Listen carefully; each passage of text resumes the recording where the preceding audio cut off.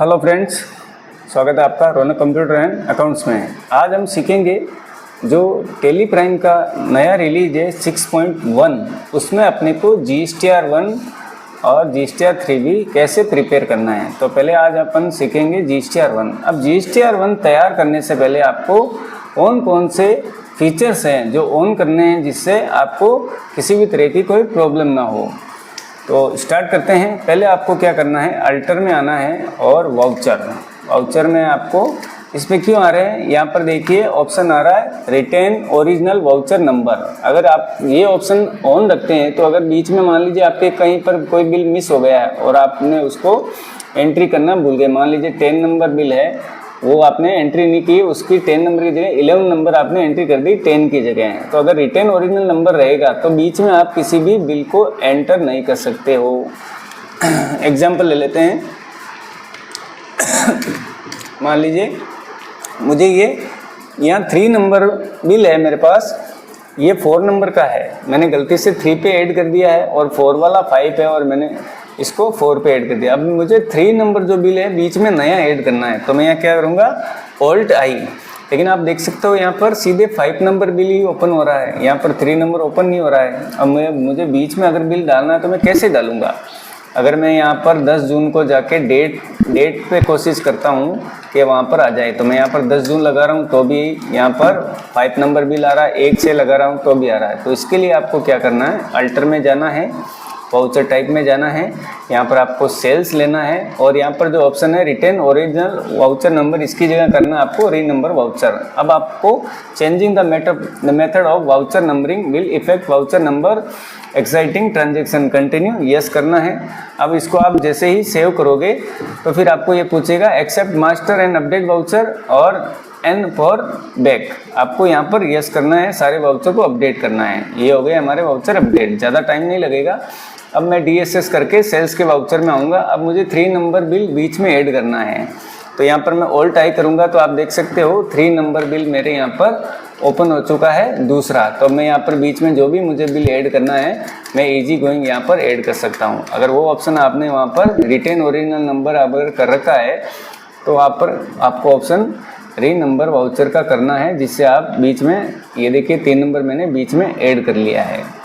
अब दूसरा कौन सा ऑप्शन है, यहाँ पर आपको क्या करना है, F11 फीचर ऑन करना है। अब यहाँ पर आपको आना है taxation enable goods and service tax, yes, यहाँ पर यस पर एंटर करना है। यहाँ पर आपको रेगुलर रखना है, पार्टी के GST नंबर आपने डाल दिए हैं। अब आपको यहाँ पूछता है आपका जो GSTR1 है वो मंथली है या क्वार्टरली, पीरियडिसिटी ऑफ GSTR1। अगर आपका क्वार्टरली है तो आपको यहाँ पर क्वार्टरली करना पड़ेगा। पहले जो वर्जन था उसमें अपन मंथली क्वार्टरली कुछ भी कर लेते थे, तो वहाँ पर GSTR1 में F2 करके जो भी डेट देते थे वैसे ही वो एक्सपोर्ट कर देता। अगर यहाँ पर आपने मंथली कर रखा है और आपको अप्रैल से जून क्वार्टरली रिटर्न चाहिए और आप वहाँ पर एक्सपोर्ट करोगे तो ये अप्रैल मई जून की अलग अलग इंडिविजुअल फाइल बनाएगा। अगर आपका क्वार्टरली है तो आपको यहाँ पर क्वार्टरली करना पड़ेगा, मंथली है तो मंथली। तो एक तो ऑप्शन ये चेंज करना है। फिर है कनेक्टेड GST डिटेल, अगर आप GST पोर्टल से टेली को कनेक्ट करना चाहते हो तो यहाँ पर आप अपने यूज़र नेम यहाँ पर डाल सकते हो और आपको EBC यानी कि आपको वेरिफिकेशन किससे करना है वो ऑप्शन लेना है। ई इनवॉइस आपको अगर लाइबल है तो यहाँ से ऑन कर सकते हो, ई वे बिल अगर आपको यहाँ से है तो ऑन कर सकते हो।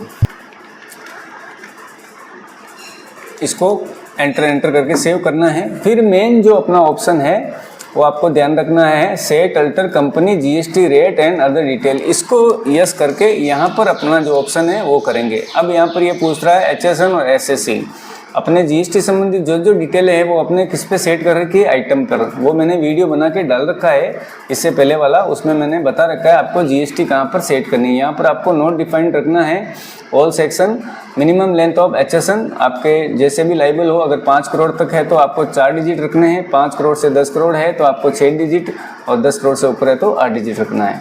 अब जो मेन ऑप्शन है अपना ये मोर डिटेल, कंट्रोल I या मोर डिटेल, इसमें आप अपने को क्या करना है, यहाँ पर आपको जाना है शो मोर, यहाँ पर आपको एंटर करना है। तब आपको एक नीचे ऑप्शन दिखेगा separate B2B and B2C HSN summary. अभी जो नया सिस्टम लागू हुआ है B2B और B2C का HSN समरी अलग अलग जनरेट करनी होगी। तो यहाँ पर पूछ रहा है एप्लीकेबल फ्रॉम, अगर आपके क्वार्टरली रिटर्न है तो आपको यहाँ पर डायरेक्ट डालनी है 1 अप्रैल। और अगर आपके मंथली है तो आप उसको 1 मई रख सकते हो। तो मेरे जैसे यहाँ पर मंथली है तो मैं यहाँ 1 मई रखूँगा। अगर आपके क्वार्टरली है तो आपको याद रख के यहाँ पर 1 अप्रैल 2025 डालना है, वरना आप जैसे ही GSTR1 एक्सपोर्ट करोगे तो डिटेल अलग अलग आएगी। अप्रैल की आपके B2B B2C शामिल आएगी और मई जून की इंडिविजुअल आएगी। तो यहाँ पर आपको क्वार्टरली में 1 अप्रैल करना है। एंटर करके इसको सेव कर लेंगे। एक ऑप्शन और भी आपको ध्यान रखना है, आपको अल्टर में जाना है और यहाँ पर पूछेगा कंपनी GST डिटेल।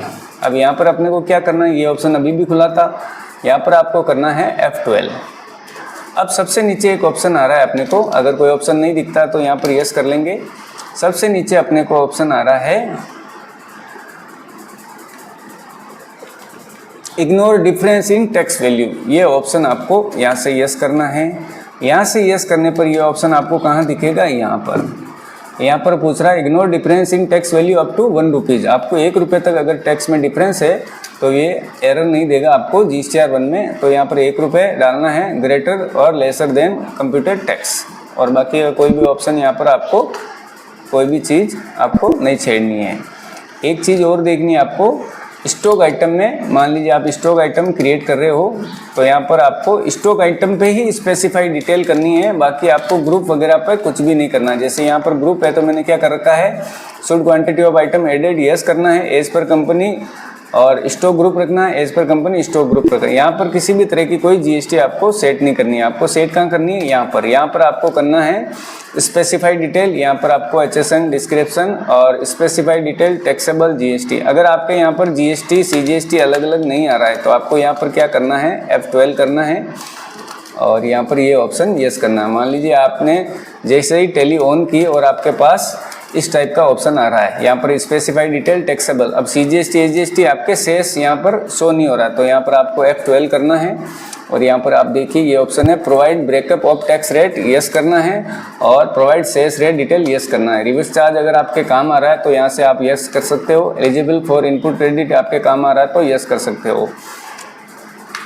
अब देखिए यहाँ पर मेरे CGST SGST और शेष का ऑप्शन आ रहा है। साथ में एक चीज़ और ध्यान रखनी है आपको, जैसे सेल के बिल में मैंने जो ये लेजर बनाया है सेल्स 18%, तो यहाँ पर भी आपको कुछ नहीं करना है, यहाँ सेल्स रखना है, सेल्स के अंडर में परचेज के अंडर में परचेज रखना है। एसेसेबल वैल्यू अगर डिस्काउंट या कोई एक्सपेंसेज है उस पर अगर GST आपको अनेबल करना है तो करना है, बाकी यहाँ पर आपको नॉट एप्लीकेबल करना है। यहाँ पर रखना आपको एप्लीकेबल, यहाँ पर एज पर कंपनी ग्रुप, और यहाँ गुड्स करना है। मोटा मोटी यहाँ पर आपको कोई भी तरह की फीडिंग नहीं करनी है। अपने जो फीडिंग की वो कहाँ पर की है, आइटम पे। जैसे यहाँ पर आपको स्पेसिफाई नहीं करना है, आपको एज पर कंपनी ग्रुप रखना है। हमने जो फीडिंग कर रखी है वो सारी आइटम पे कर रखी है। तो सेल परचेज पर आपको as per company group group पे भी यही करना है, सेल और परचेज के लेजर पर यही करना है। यहाँ पर किसी भी तरह की कोई भी आपको फीडिंग नहीं करनी है। ये देखिए मैंने पहले भी आपको दिखाया था, यहाँ पर मैंने फीडिंग कर ली है। एक चीज़ और ध्यान रखनी है, जैसे ही आप कोई करेक्शन करते हो, किसी लेजर में करते हो, किसी आइटम पे करते हो, तो आपको ये इफेक्टिव डेट पूछता है। जैसे मैंने HSN इसमें चेंज किया है तो ये देखिए मुझे इफेक्टिव डेट पूछ रहा है कि आपने जो चीज़ें चेंज की है वो कब से लागू करनी है। तो यहाँ इफेक्टिव डेट पर जाके मैं यहाँ पर 1/4/2025 करूँगा। ये याद रख के करनी है, वरना आपके GSTR1 3B में एरर रहेगा। अब अगर मैं किसी लेजर में भी कुछ चेंज कर रहा हूँ तो भी ये मुझे डेट पूछेगा। जैसे मुझे स्टेट चेंज करनी है, मैंने यहाँ स्टेट डाल दी। अब जैसे ही मैं नीचे जा रहा हूँ तो मुझे पूछ रहा है इफेक्टिव डेट, तो यहाँ पर मुझे इफेक्टिव डालनी है। ये इसलिए पूछ रहा है, ये कह रहा है आपने जो ये स्टेट चेंज की है, GST नंबर चेंज किए, तो ये कौन सी डेट से आपको लागू करना है। तो आपको स्पेशली यहाँ कोई भी आप करेक्शन कर रहे हो, चाहे आइटम में कुछ करेक्शन हो, लेजर में हो, तो इफेक्टिव डेट का ज़रूर ध्यान रखना है। आपको यहाँ पर 1 अप्रैल 2025 डालनी है, याद रख के, वरना आपके GST रिटर्न में एरर रहेगा और वो सोल्व नहीं हो पाएगा। तो हमने क्या मेन काम किया था, वाउचर पे अल्टर में जाके वाउचर पे अपन ने सेल्स पे यहाँ पर एक तो रीनंबर वाउचर किया था, दूसरा अपन ने ऑप्शन लिया था F11 में जाके अपन ने यहाँ पर set alter company GST rate में यस किया था।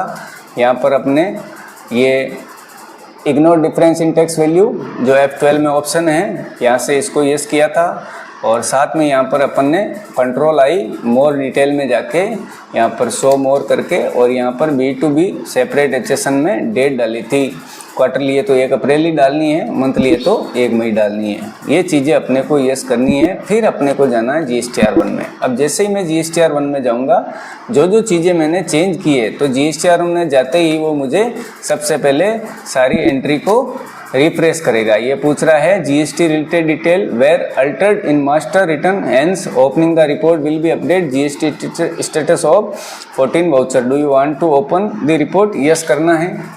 अब जो मैंने सारे वाउचर थे वो रिफ्रेश हो गए हैं। अब मैं खोलूँगा मेरे जून मंथ का GSTR1। ये देखिए मेरा GSTR1 तैयार है। यहाँ पर मुझे किसी भी तरह का कोई भी एरर नहीं है। अनसर्टेन ट्रांजैक्शन करेक्शन नीड, यहाँ आपको ध्यान रखना, कोई भी एरर है तो उसको सोल्व करना है, वरना वो बिल आपके GST रिटर्न में ऐड नहीं होगा। यहाँ देखिए B2B आ गया, जो GST पार्टी के बिल हैं। B2C आ गया और HSN दिखा देता हूँ जो मेन चेंज हुआ है। यह है B2B HSN सप्लाई। यह देखिए यहाँ पर B2B सप्लाई अलग आ रहा है और B2C आ रहा है। अभी जो चेंज हुआ है हाल ही में वो सारा डिटेल इसी के लिए चेंज करना पड़ रहा है। और नीचे आ गया डॉक्यूमेंट समरी। अब इसको एक्सपोर्ट कैसे करेंगे? Alt-E करेंगे और यहाँ पर जाएंगे GST रिटर्न। अब GST रिटर्न में एक चीज़ ध्यान रखनी है, अगर आप ई-इनवॉइस जनरेट कर रहे हो, ई-वे बिल जनरेट कर रहे हो, तो यहाँ पर आपको Ctrl+B प्रेस करना है और यहाँ पर जो सारे ऑप्शन हैं उनको यस कर लेना है। अगर ई इनवॉइस आप जनरेट कर रहे हो, लाइबल हो, तो यहाँ पर ऑप्शन आएगा नो। अगर यहाँ नो है तो वो ई इनवॉइस वाले बिल आपके GSTR1 में नहीं जाएंगे, ना तो एक्सेल में जाएंगे ना जेसन में जाएंगे। तो आपको यहाँ से यस करने हैं। तो ये सारे ऑप्शन आपको यहाँ से यस रखने ज़रूरी है, वरना यहाँ पर जो ऑप्शन नो रहेगा वो बिल आपके GSTR1 में नहीं जाएगा। अब चलते हैं एक्सपोर्ट ऑफलाइन। अब ये पूछ रहा है export portal as the transaction, there are transaction having potential conflicted between the master and transaction. यहाँ करेंगे एक्सपोर्ट। अब एक्सपोर्ट करते ही ये मुझे पूछेगा कॉन्फ़िगरेशन। कॉन्फ़िगरेशन में क्या है?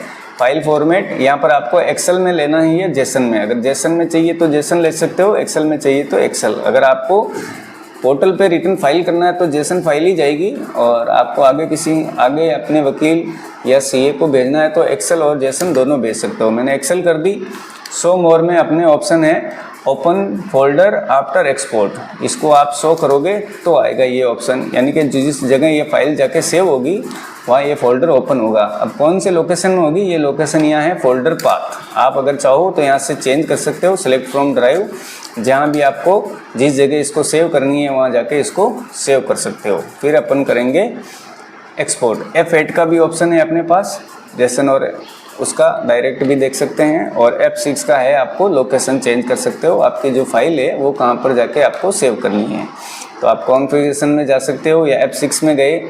मैं मान लीजिए सेलेक्ट फ्रॉम ड्राइव, डेस्कटॉप में मान लीजिए मुझे ये जो एक्स्ट्रा लिखा है उसमें जाके सेव करनी है। एक्स्ट्रा में मुझे न्यू फोल्डर में करनी है, तो ये वहाँ पर जाके सेव हो जाएगी। वरना आपका जो यहाँ फोल्डर पाथ आ रहा है वहीं पर जाके ये सेव होगी। अब मैं करता हूँ एक्सपोर्ट। अब मेरी फाइल एक्सपोर्ट हो रही है। इसमें थोड़ा सा टाइम लगेगा, आपके अगर डाटा ज़्यादा है तो उसमें थोड़ा सा ये मैंने एक्सपोर्ट करते ही जिस फोल्डर में मेरा एक्सपोर्ट के फोल्डर में मैंने लोकेशन दे रखा है वहाँ जाके सेव हो गई। यहाँ पर डेट आ रही है 14 जुलाई। ये इसको मैं ओपन करूँगा। अब ये देखिए मेरे इनवॉइस आ रहा है नंबर। ये B2B की समरी अलग है और B2C की अलग है। ये मेन दो चीज़ें ही जो अभी फ़िलहाल चेंज हुई है वो यहाँ पर आ रही है। बाकी सारी सेम पहले जैसे आप रिटर्न तैयार कर रहे थे वैसी है। B2B B2C वैसे ही है। अब इसको सेव करके आप भेज सकते हो। वैसे ही आप जेसन कर सकते हो। जेसन कैसे करना है? पहले आपको यहाँ पर बेसिक वैल्यू Ctrl+B देख लेना, कहीं पर नो तो नहीं है। यहाँ पर करेंगे एक्सपोर्ट में मैं F6 करूँगा, यहाँ पर F8 करूँगा। मुझे फाइल फॉर्मेट चेंज करना है जेसन, और मैं एक्सपोर्ट कर दूँगा। अब जैसे ही मैंने एक्सपोर्ट किया ये मेरी जेसन फाइल तैयार है। ये दोनों फाइल आप अपने वकील सीए को भेज सकते हैं। रिटर्न आपका तैयार है, कोई भी तरह का एरर नहीं है। और भी इसमें जो आपके प्रॉब्लम आ रही है किसी भी तरह की जो 6.1 रिलीज़ है, तो आप हमें मैसेज करें, हम आपके मैसेज का जवाब देंगे। जो आपके प्रॉब्लम है उसके संबंधित हम आपको वीडियो बना के डालेंगे और मैसेज में आपके जो क्वेरी है उसका सोल्व करेंगे। और भी हमारे चैनल पे जो नए हैं वो हमारे चैनल को सब्सक्राइब